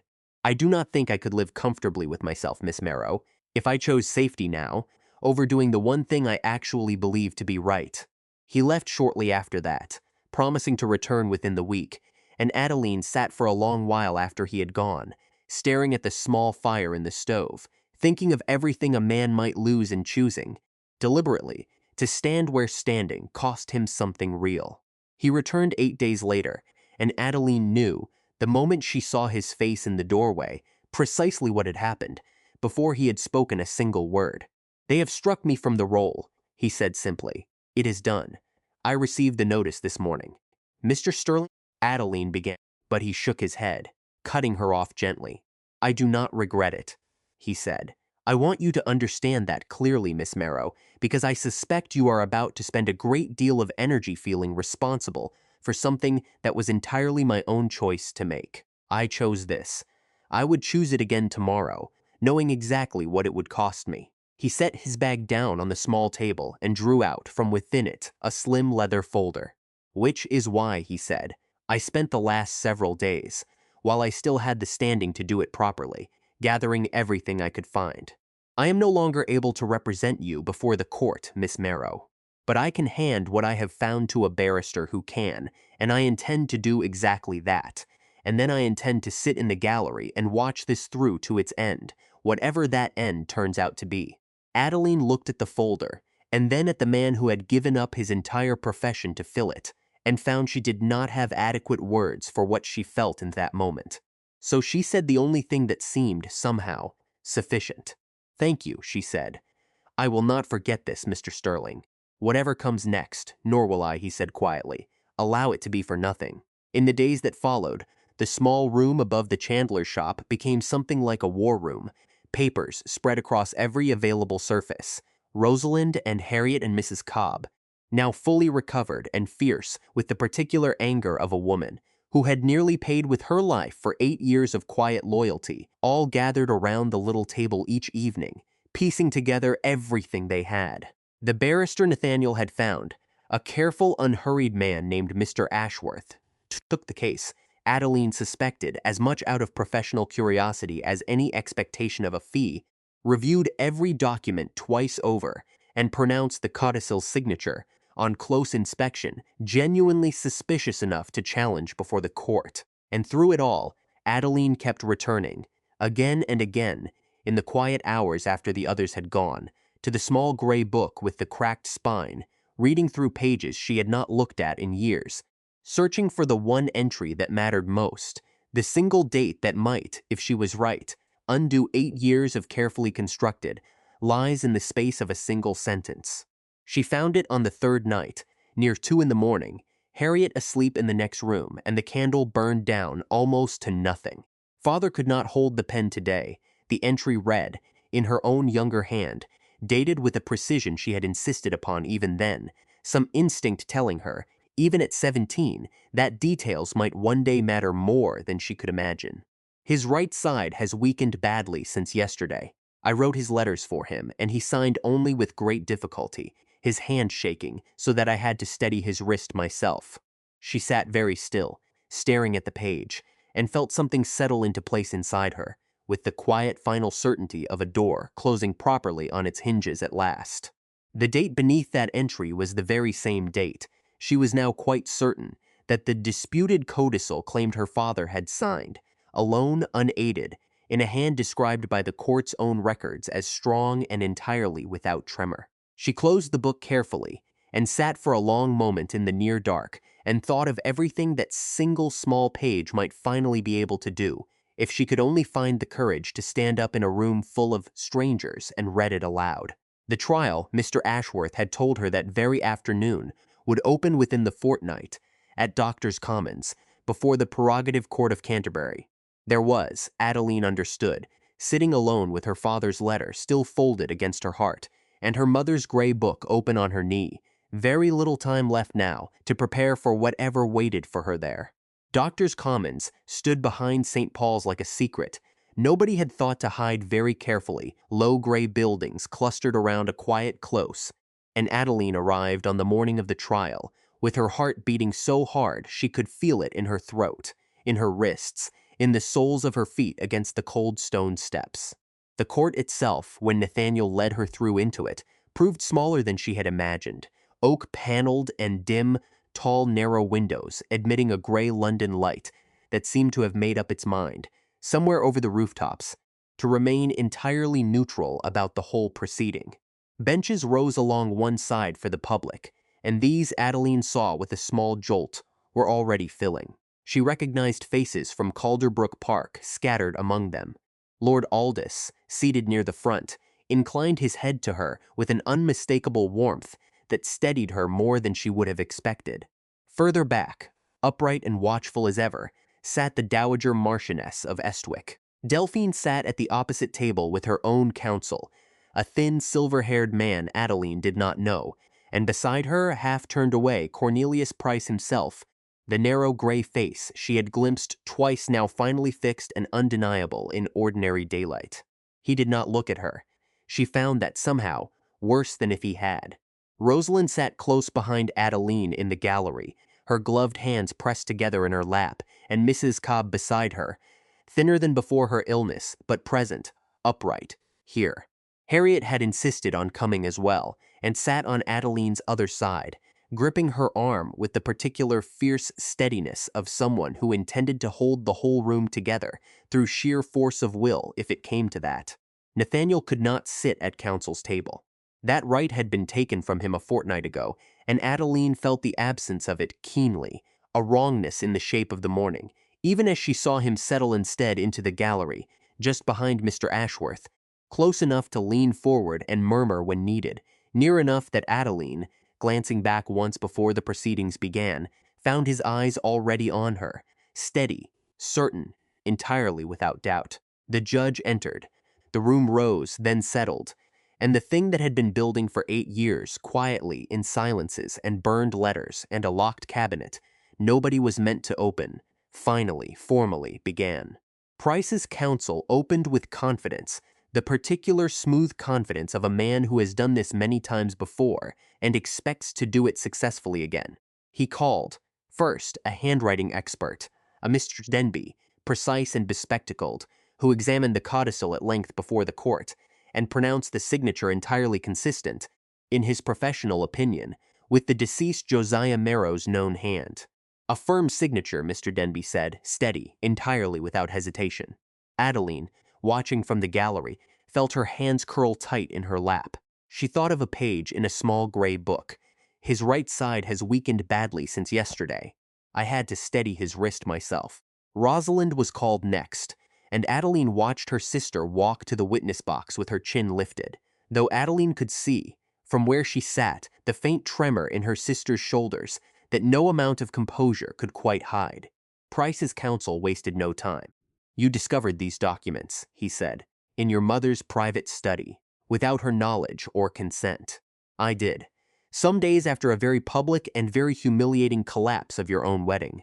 Yes, a collapse for which you might, quite naturally, have wished to find someone else to blame. Someone other than yourself. Rosalind's eyes flickered, just once, toward Adeline in the gallery, and something in her expression steadied, as though she had drawn some necessary strength from the sight of her sister sitting there. I did not forge these papers, if that is your meaning, Rosalind said, her voice clear and carrying now, without the tremor that had lived in her shoulders a moment before. I found them exactly as they had lain, hidden for 8 years. I have nothing to gain from any of this beyond the truth, and a great deal to lose. My mother has already told me I am no longer welcome beneath her roof for having found them at all. Price's counsel pressed further, circling the same accusation from 3 different angles, but Rosalind did not waver again, and Adeline felt, watching her, an unfamiliar pride settle alongside the fear in her chest. This was not the girl who had offered her a pleasure in passing at the foot of a staircase. Something in her had been entirely remade these past weeks. Then it was Adeline's turn. She walked to the witness box on legs that did not feel entirely her own, aware of every eye in that paneled room fixed upon her, and placed her hand upon the book offered to her, and swore, in a voice steadier than she felt, to tell the truth. Mr. Ashworth led her gently through the early history of it, her father's illness, the months she had spent at his bedside, the case and the 4 books, the 8 years since. And then, at last, he asked her to describe the small gray book she had kept throughout that final illness. I recorded his condition each night, she said, his breathing, his strength, or the lack of it. It began as a way of steadying my own nerves, I think, and became, over the months, something closer to a medical record. Might the court see it, Mr. Ashworth asked, and Adeline drew the book from her reticule, its cracked spine and soft, worn pages catching the gray light as she opened it to the page she had marked, and read the entry aloud in a voice that did not shake, though her heart was slamming hard enough against her ribs that she felt certain the whole room must hear it. Father could not hold the pen today, she read. His right side has weakened badly since yesterday. I wrote his letters for him, and he signed only with great difficulty, his hand shaking so that I had to steady his wrist myself.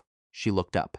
The date of that entry, she said, is the very same date this court has been told. My father signed the codicil alone, unaided, in a hand described as strong and entirely without tremor.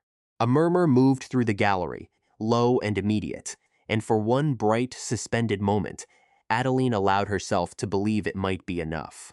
Price's counsel rose almost before she had finished speaking. A remarkable coincidence of dates, he said, his voice dry, almost amused. Tell me, Miss Marrow, when precisely was this entry written? On the night in question, she said, as I have described. And who else has seen this book in the 8 years since? Nobody, she admitted. It has remained in my own keeping the entire time. So we have only your word, he said, that this page was written when you claim it was written, and not, say, in recent weeks, once it became apparent that your family's fortune had come, quite suddenly, to depend upon the discrediting of a document that had stood unquestioned for 8 years. That is not true, Adeline said, her voice sharpening despite herself. Is it not? He pressed. You have already lost your professional certification once this month, Miss Marrow, under circumstances, I understand, remain rather murky. Forgive me for wondering whether a woman under such pressure might not be tempted toward creative solutions. The room, which had murmured so warmly a moment before, went very still in a different way now, and Adeline felt the ground shift beneath the whole proceeding, felt 200 years of careful legal doubt settle over her single small book like a shadow she could not argue away with words alone. Because how did one prove a date written in one's own hand? How did one prove the absence of deception when the accusation itself required no proof at all, only suggestion, only doubt, only the faint, poisonous possibility that a woman with everything to gain might have done exactly what she was accused of? Stop. Not now. Think. There is no room in this moment for panic. Except her mind would not entirely obey the instruction. Not this time. Not with the whole weight of the courtroom's attention pressing down upon her. And for one long, terrible moment, Adeline understood, with real and total clarity, precisely how this might end. not with vindication, with a stronger word attached to her name than nurse, than governess, than any of the small, quiet insults she had absorbed at Calderbrook Park. With forger, with a fortune lost twice over, this time before witnesses, this time in a way that would follow her for the rest of her life. I have told the truth, she said, and heard how small it sounded in that paneled room, how entirely insufficient against a doubt so cleverly, so casually planted. Thank you, Miss Marrow, Price's counsel said, with the faint satisfied courtesy of a man who believed he had already won. No further questions. Adeline returned to her seat in the gallery, with her whole body trembling. Harriet's hand, finding hers instantly and gripping hard, and she sat there through the next quarter hour of proceedings barely hearing a word of it. The accusation still ringing in her ears. A woman under such pressure might not be tempted toward creative solutions, over and over until she thought she might scream simply to make it stop. It was Mr. Ashworth who rose next, and something in the set of his shoulders, some new steadiness, made Adeline lift her head properly for the first time in several minutes. My lord, he said, addressing the judge, I should like to call one further witness, though he does not appear upon the original list submitted to this court. New evidence has come into our possession only these past several days, and I believe it bears directly upon the matter of Mr. Price's own conduct in this affair. Price's counsel objected at once, sharply, and there was a low exchange between the two men and the judge that Adeline could not entirely follow, her heart still hammering too loudly for careful listening. But the judge, after some consideration, allowed it, and Adeline turned, along with the rest of the gallery, to watch Nathaniel Sterling rise from his seat and walk forward, not to the witness box himself, since he could not testify to matters he had not directly witnessed, but to Mr. Ashworth's side, where he set down upon the table a slim, worn ledger bound in cracked brown leather. I should explain, Mr. Ashworth said, that this ledger was recovered by Mr. Sterling, formerly of the profession, during the very days following his own disbarment from it. Having been removed from this case in his official capacity, he devoted his private time instead to establishing precisely why a man in Mr. Price's position might have wished so urgently to see him removed. He opened the ledger to a marked page. This is a private accounting book, kept, we believe, by Mr. Price's own clerk, recording certain payments made and received outside the ordinary course of his practice. Here, he said, turning the book so the court might see, is an entry dated some months before the codicil in question was filed. A payment received from an account associated with Lady Delphine Marrow in a sum which, I would draw court's attention, matches almost precisely a separate receipt already entered into evidence, one discovered by Miss Marrow herself beneath her own cloak on the very morning her professional certification was withdrawn. The gallery, which had gone quiet with doubt only minutes before, now stirred with something else entirely, and Adeline felt her own breath catch as the pieces, at last, after weeks of scattered fragments, arranged themselves into a shape too clear to argue away. The payment recorded here, Mr. Ashworth continued, corresponds precisely, in date and in sum, to the period immediately preceding the filing of the disputed codicil. We submit that this is not coincidence, my lord, but the plain financial record of a fraud commissioned and paid for. Price's counsel objected again, furiously this time, and the judge called for order, and through it all, Adeline watched Cornelius Price's gray face, for the first time all morning, lose its careful composure entirely. He leaned toward Delphine, whispering something urgent, and Delphine, Adeline saw with a strange, distant clarity, did not lean toward him in return. She sat rigid, staring straight ahead, as though some final calculation had just resolved itself in her mind and left her with nothing further to say to the man beside her. The judge called a recess to examine the ledger properly, and Adeline sat through the following hour in a state she could only afterward describe as suspended. Unable to eat the bread Harriet pressed upon her, unable to do anything but watch the closed door through which the judge had disappeared and wait. When the court reconvened, the room fell silent before the judge had even properly taken his seat, as though the whole assembly understood, collectively, that something decisive was about to be spoken. The judge addressed the ledger first, at some length, and Adeline heard perhaps half of the careful legal language he used to describe it, but she understood entirely the meaning beneath the words when he turned, finally, to the matter of the codicil itself.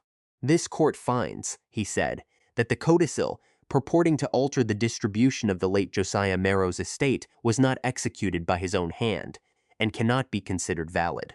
The original will, as discovered among the family's private papers, and corroborated by the testimony and written record of Miss Adeline Marrow, is hereby restored in full. A sound moved through the gallery, not quite a cheer, not permitted in such a room, but something close to it, a collective release of breath held too long. The judge was not finished. This court further directs, he said, that the matter of Mr. Cornelius Price's conduct be referred for criminal proceedings, the evidence before us suggesting conduct in clear violation of the Forgery Act, and that the conduct of Lady Delphine Marrow in this matter likewise be considered by the appropriate authorities. Delphine did not cry out, did not protest, did not do any of the things Adeline might once have expected of her.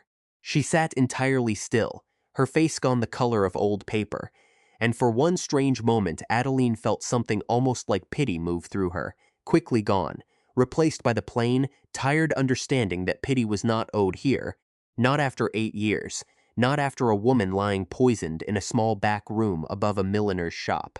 There would be no embrace at the end of this story. No tearful reconciliation before a cheering crowd.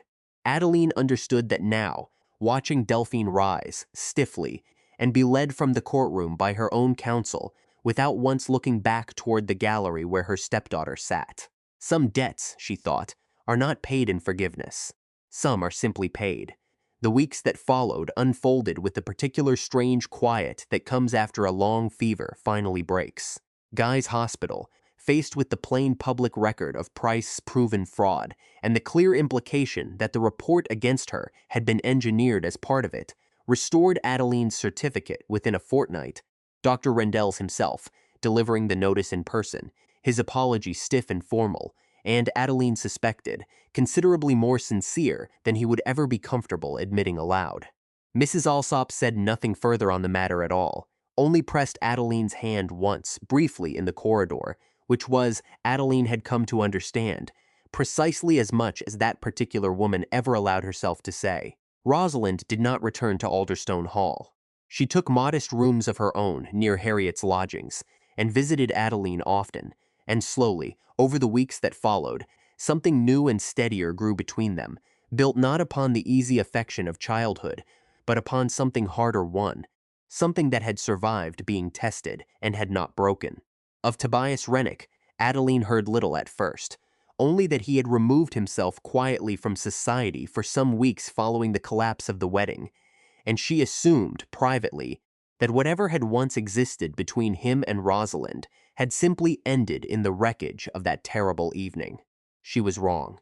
He came to call on Rosalind in October, nearly 4 months after the trial, and Adeline, present that afternoon, watched from across the small sitting room as he spoke, quietly, carefully, of having followed the whole proceeding from a careful distance, of having learned, through it, precisely what sort of courage his intended bride actually possessed, courage he had not properly seen in her before, hidden as it had been beneath 8 years of her mother's careful shaping.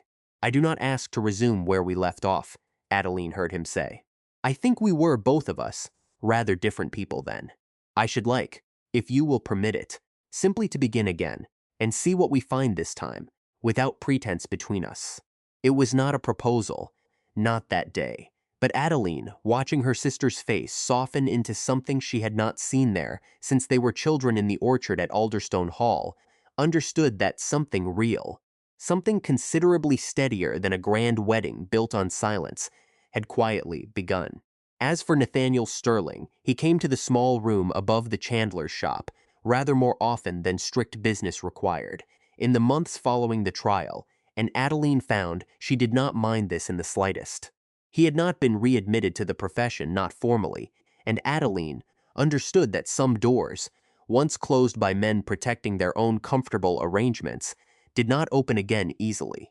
But he had, in the months since, begun quietly advising those who could not otherwise afford proper counsel, working from a small rented office 2 streets from Adeline's own lodgings, and it was there, one gray afternoon in early winter, that Adeline found herself standing before his open door with an idea she had been turning over for some weeks. "You need a nurse in that office of yours," she said. "Half the people who come to you for advice on their landlords and their debts are half sick from worry and bad lodgings. Besides, I have seen it plainly enough in 8 years of wards." Nathaniel looked up from his desk, something warm moving across his face that had nothing to do with legal matters at all. "Are you offering your services, Miss Marrow?" "I am offering a partnership, Mr. Sterling," she said, "if you will have me." He rose from behind his desk, crossed the small room, and took her hand, not with the formal correctness of a business arrangement, but with something considerably softer beneath it. "I believe," he said, "I have been hoping you would ask me that for rather longer than I have properly admitted to myself." They opened the small practice together the following spring, a plain front room on a quiet street where anyone who could not afford a physician's fee or a solicitor's hourly rate might come and find, instead, two people who had each, in their own way, learned exactly what it cost to be dismissed by those with more standing, and had decided together that it would cost their clients nothing at all. On the evening before the doors opened properly for the first time, Adeline sat alone in the small back room that would serve as her own, unpacking her few instruments onto a shelf built new for the purpose, and found, at the bottom of the same wooden chest that had once carried her whole life in a single case, the small gray book with the cracked spine. She opened it to the last written page, the entry from that long-ago winter, and then, for the first time in 8 years, took up her pen and began a new entry beneath it, in a hand steadier now than it had been at 17. "8 years since I last wrote in this book," she wrote. "Father, I do not know if it is possible for the dead to know such things, but I should like to believe you do. I kept my promise in the end, though it took a great deal longer than either of us could have known that night. I did not leave the room. I only had to find first which room was truly mine to stay in." She closed the book and set it carefully on the shelf beside her instruments, where it would remain, she decided, not hidden away in a chest any longer, but kept in plain sight, a record not of what had been taken from her, but of everything she had in the end refused to let go. Outside, the evening light was fading gently over the rooftops of London, and somewhere beyond the window a bell was ringing for evensong, ordinary and unremarkable, the sort of sound that meant, simply, that another day had ended and another would begin tomorrow, much as it always had. Adeline Marrow stood in the small room that was at last entirely her own, and understood, with a quiet certainty that had taken 8 hard years to earn, that dignity had never been something anyone could hand to her, or take from her at all. It had been hers the whole time, built one difficult, unglamorous hour at a time, in laundry coppers and hospital wards, and a small gray book nobody had thought to notice, waiting, all along, for the world to finally catch up to what she had already known about herself.